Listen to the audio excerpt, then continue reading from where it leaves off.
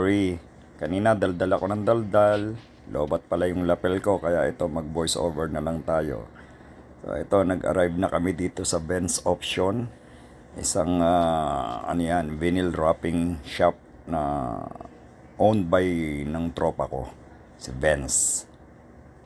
So ayan, nag-set ako ng lapel pero wala pala. Lobat pala. Ayan yung motor na dinala ko, 2020 Vulcan na 650. Yan yung pinalit ko doon sa violet o purple color na ano ko, na Vulcan na 2018 model. Ito at least mas modelo 2020 at low mileage pa.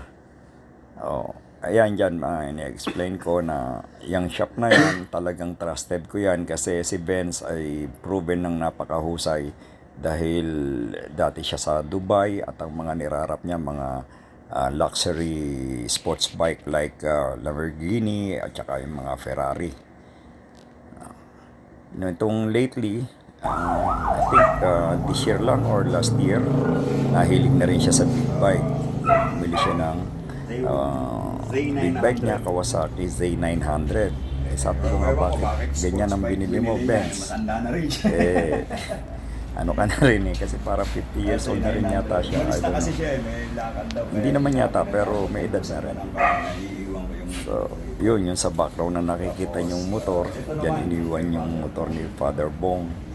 Yung dating tropa ko na sa Vulcan na later, nagpalit na siya ng motor, binenta niya yung Vulcan niya.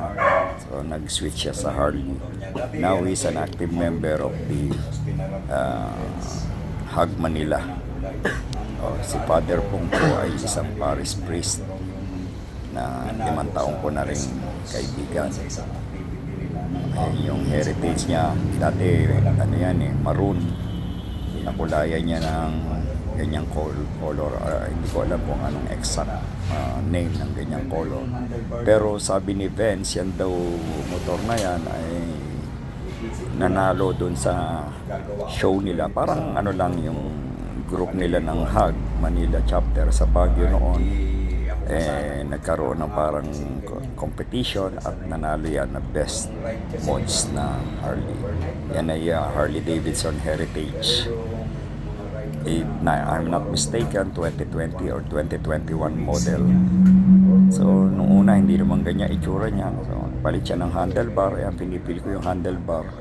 Maganda, astig tingnan, pero hindi talaga ako sanay sa ganyan. Kaya ayokong ito, namimili ako ng kulay. Yung heritage na yan, kasi nakita naman ng kulay ng motor ko. Engine ng motor ko, which is 1,800. Decide ako yan lang muli ang ikakabit. Pero mas magaan dali niya talaga yung kulay na yung makitid ang gulong niya. Parang hindi ako magkamali, 150 or 160. Ginamit namin ang whip naman sa itim na rear tire. Sa mga parts na gaandali niya. Kasi hindi lahat, banking. Tangke, purple, tapos yung hawak kong yan. So, dati kinabitan namin ng medyo may glitter. Kaya lang, yan, ina-explain ko na hindi nagtagal yun kasi pag nililinis mo, pinunasan mo, napupudpud siya para siyang felt paper. So, ngayon, namili ako ng pwedeng i-wrap na kulay doon sa mga black na yon. At, ayan, pinakita ko dyan yung dati kong ginamit. Glitters.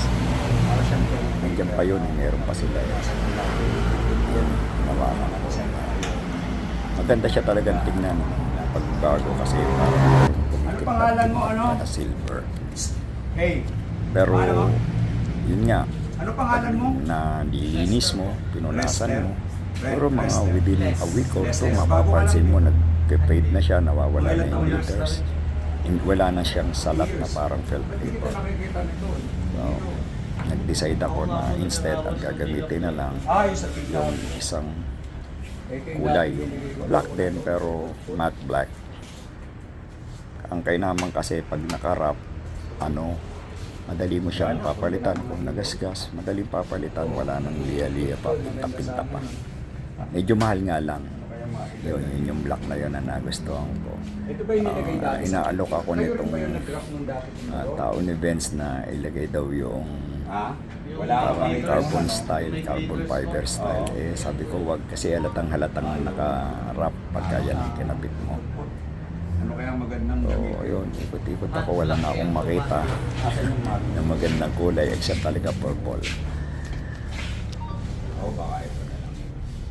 Aterno na lang. Sige. Bakit pagka itong carbon? Yan, pwede rin po. Ito, Hindi, pwede paduy na. eh. Carbon na to. Ay, paduy. Pag ganyan, halatang. Baka yung Mac na lang. Tapos yung Harley ko, pag ano, Yan po, full wrap yan. patitira ko ng PPF. Ito ba naka-PPF na rin? Hindi po.